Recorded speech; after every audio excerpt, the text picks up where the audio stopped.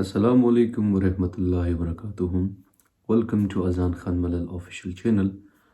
ابتدائی تعلیم سرزمین عرب، یقیناً اس میں وہ معلومات جو ہمارے آباء اور اجداد یا اسلام کے کسی اور موضوع سے تعلق رکھتی ہے۔ میں شروعات کروں گا اللہ تعالیٰ کے ان 99 ناموں سے۔ یقیناً بسم اللہ الرحمن الرحیم۔ سرزمین عرب کا پہلا باب، اس میں یہ ایک موضوع ہے جس پر میں وضاحت کے ساتھ بات کروں گا، لیکن اس کے ساتھ ساتھ میرے یوٹیوب سبسکرائب کرنا نہ بھولیے اور بیل آئیکن بھی۔ بہت شکریہ۔ آئیے سنیں کہ سرزمین عرب میں پہلا باب یا پہلا عنوان اس کا کیا ہے۔ آئیے دیکھیں۔ سرزمین عرب ابتدائی سے خاص اہمیت حاصل ہے۔ اس پاک سرزمین میں حضرت ابراہیم علیہ السلام اور ان کے فرزند حضرت اسماعیل علیہ السلام نے اللہ تعالیٰ کا مقدس گھر یعنی خانہ کعبہ تعمیر کیا۔ یقیناً خانہ کعبہ کی تعمیر حضرت ابراہیم علیہ السلام نے شروع کی تھی، بعد میں ان میں وقت اس پر کام چلتا رہا۔ اسلام سے قبل بھی خانہ کعبہ کو مرکزی اہمیت حاصل تھی، اگرچہ لوگوں نے اس کو بت گدے میں بدل دیا تھا۔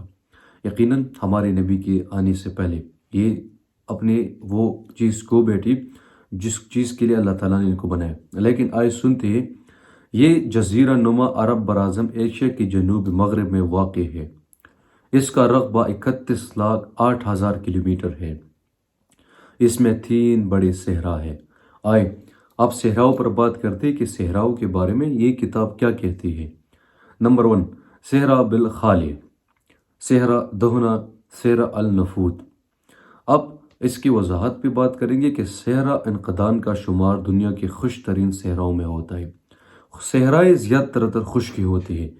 صحرا بے الخالی میں دنیا کی کوئی چیز پیدا نہیں ہوتی، یعنی یہ وہ صحرا ہے جہاں کوئی بھی چیز پیدا ہونے کی، یا وہ صحرا اکثر ہوتی اس طرح کہ وہاں آپ کو بہت کم سی ساری چیزیں مل سکتی، لیکن اس کے بارے میں کہتے ہیں اس لیے یہ خالی صحرا کہلاتا ہے۔ جنوب میں عدن سے لے کر شمال میں صحرائے سینا تک بحر حمر کے ساتھ ساتھ پہاڑی سلسلہ پھیلا ہوا ہے۔ اس کی لمبائی تقریباً 2414 کلومیٹر اور چوڑائی تقریباً 2092 کلومیٹر ہے۔ یہ سلسلہ کو جبل الاسراء کہلاتا ہے۔ یقیناً ہر چیز کے ایک الگ الگ نام اور ایک الگ الگ مدعا ہوتا ہے۔ کتاب نے وضاحت کے ساتھ کہی تو اس میں مطلب کے پوائنٹس ہے۔ یہ ایک ایسی سطح مرقع پر واقع ہے جس کا مغربی حصہ بلند اور مشرقی کا حصہ زیر ہے، یعنی کچھ چیزیں اوپر ہے، کچھ چیزیں نیچے ہے۔ اس کی سرزمین عرب کو مندرجہ ذیل حصوں میں تقسیم کیا جا سکتا ہے۔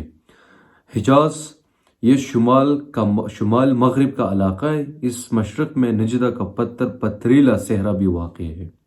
نمبر 2، وسطی عرب، اس میں یما کا علاقہ واقع ہے۔ یہ عرب کا دل کہلاتا ہے، یعنی ہر جگہ میں خوبصورت چیز کو اکثر ہم اپنی کیپٹل کو کہتے ہیں کہ یہ جگہ فلانا جگہ کا دل ہے جیسے، تو یہ بھی ہوئی وسطی عرب، اس میں یما کا علاقہ واقع ہے۔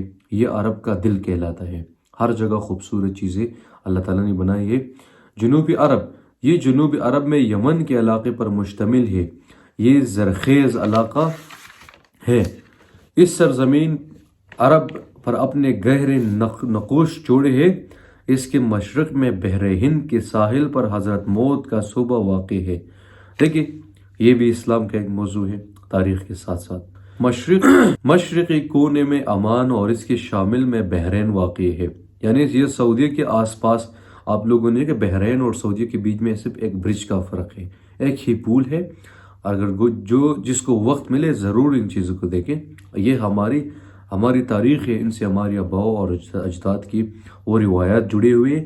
ہمیں چاہیے کہ ہم ان چیزوں کے، لیکن اللہ تعالیٰ ہر کسی پر اپنا رحم و کرم کرے تاکہ یہ کتابیں بھی اور سامنے سے بھی دیکھیں۔ عرب اس جزیرہ عرب کے نام سے پکارتے ہیں۔ اس کی 3 طرف وانے اور چوتھی طرف لاق و دق صحرا ہے۔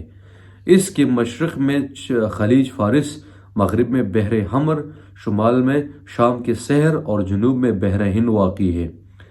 عرب کے پرانے باشندے عرب بائدہ کہلاتے تھے، یعنی یہاں ایک اور بھی نام جڑ گیا کہ پرانی عربی باشندے کو عرب بائدہ کہلاتے تھے۔ ان کے بعد عرب اربا آئے، یہ بنو قحطان یا بنو حامیر بھی کہلاتے تھے۔ آخری عرب شمال میں عرب تھے جو عرب المستعرب کہلائے۔ یہ عرب حضرت اسماعیل علیہ السلام کے اولاد تھے۔ یہ عدنانی یا مزربے کہلاتے۔ قریش کا تعلق انہیں قبائل سے تھا۔ مکہ میں وہ قبیلہ جو آباد ہوا قریش کے نام سے، حضرت خدیجہ ہمارے نبی کے پہلے زوجہ تھے۔ یقیناً ان کے ساتھ ساتھ اسلام کے موضوعات ٹچ ہیں، لیکن ہمیں چاہیے کہ ان چیزوں کو اپنے بچوں کو پڑھیں۔ جو انسان اپنی آباء اور اجداد سے واقف نہ ہو، یقیناً اس کی مثال کچھ اس طرح ہے کہ وہ ناخبر ہے اپنی ذات سے، اپنی پرانی چیزوں سے۔ یقیناً یہ کتابیں یا یہ تاریخ قبائل عرب ہمیں اسلام کے موضوعات پہ لے کے، تو ہمیں چاہیے کہ ہمیں ان چیزوں کو وقت دینا چاہیے۔ یہ آخری مدعا ہے کہ عرب کا لفظ عربہ سے لیا گیا ہے۔ عرب کے معنی ریگستان ہے۔ دیکھیں ایک اضافی لفظ مل گیا کہ عرب ایک نام نہیں ہے، ریگستان کو ایک عرب، یہی جو سنا کرے، عرب کا لفظ عربہ سے لیا گیا، عرب کے معنی ریگستان ہے۔ عرب کا زیادہ علاقہ صحراؤں پر مشتمل ہے، اس لیے یہ علاقہ عرب کے نام سے مشہور ہوا۔ دوسرے نظریے کے مطابق عرب کا مطلب فصاحت و بلاغت ہے۔ عرب ادب کو فصاحت و بلاغت کے لحاظ سے اعلیٰ مقام حاصل تھا، اس نسبت سے یہ علاقہ عرب کہلایا۔ عرب دنیا کا سب سے بڑا جزیرہ نما ہے۔ آئے بات کرتے ہیں دو دنیا سے۔ ہمارے پاس اسلام کے وہ موضوعات یقیناً حد سے زیادہ ہے، لیکن آج کل کے مسلمان ان چیزوں پر پہنچ نہیں رہا، کیونکہ ہمیں پتہ ہے اگر ہم ان چیزوں پر جا پہنچے، یقیناً یہ جو مشرک ہے، یہ جو کافر ہے، یہ جو منکر ہے، یہ ان کو پتہ ہے کہ ہم شکست خوردہ ہو جائیں گے۔ میں وضاحت کے ساتھ اس کتاب کو دن بدن ایک اس کے چیپٹر میں اپلوڈ کیا کروں گا۔ امید ہے آپ لوگوں کو یہ پسند بھی آ جائے۔ میرا اپنے اللہ سے یہی خواہش ہے کہ میرے رب میرے قوم، میرے ایمان، میرے اسلام کو بچائے رکھے۔ یقیناً ہم اس وقت میں زندگی بسر کر رہے ہیں جہاں اپنے ایمان کو بچانا بہت مشکل ہے۔ یہ ہماری تاریخ ہے، یہ ہماری آباء اور اجداد کی تاریخی ہے۔ اس میں انبیاء کا ذکر بھی ہے، اور یہ ایک ایسی کتاب ہے کہ آپ بھی اپنی طرف سے بھی پڑھ سکتے ہیں۔ اس بات کو لے کے مجھے اجازت، مجھے اپنی دعاؤں میں یاد رکھے۔ اذان خان ملال آپ لوگوں کے تابعدار، اور مجھے یقیناً ان چیزوں پر کام کرنا چاہیے۔ میں دن بدن ان کے ایک چیپٹر کو اپلوڈ کیا کروں گا، لیکن کائنڈلی آپ لوگ شیئر کریں، اس کو خود بھی سن کے اس پر عمل بھی کریں، کتاب کے ساتھ دوستی بنائے رکھیں۔ یقیناً علم ایک ایسی روشنی ہے جو آپ کو ہر جگہ پاس کر دیتے ہیں، جو آپ کی ہر جگہ کام آ سکتی ہے۔ مجھے اجازت، اپنی دعاؤں کے ساتھ اپنے ہوسٹ کو والسلام، شب بخیر، اللہ حافظ۔